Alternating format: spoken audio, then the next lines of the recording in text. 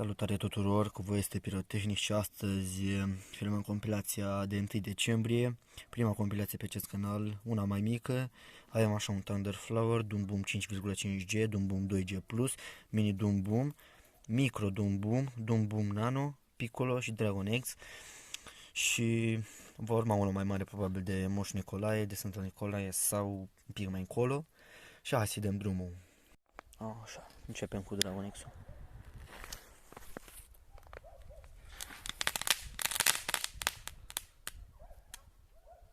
Așa.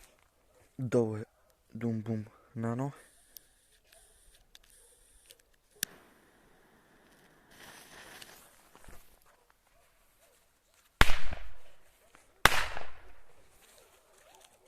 Începem cu ceva mai tare.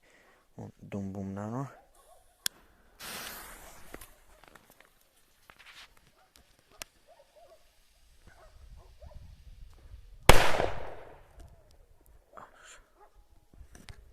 Doom Boom 2G.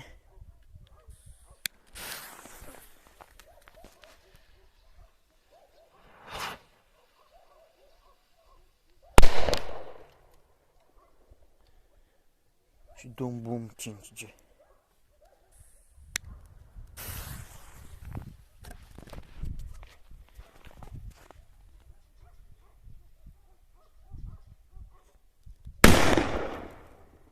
Doom Boom 2G Plus ca bonus.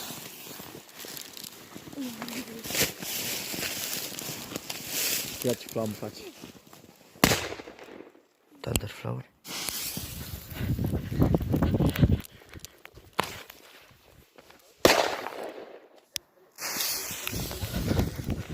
Rachetă Panta.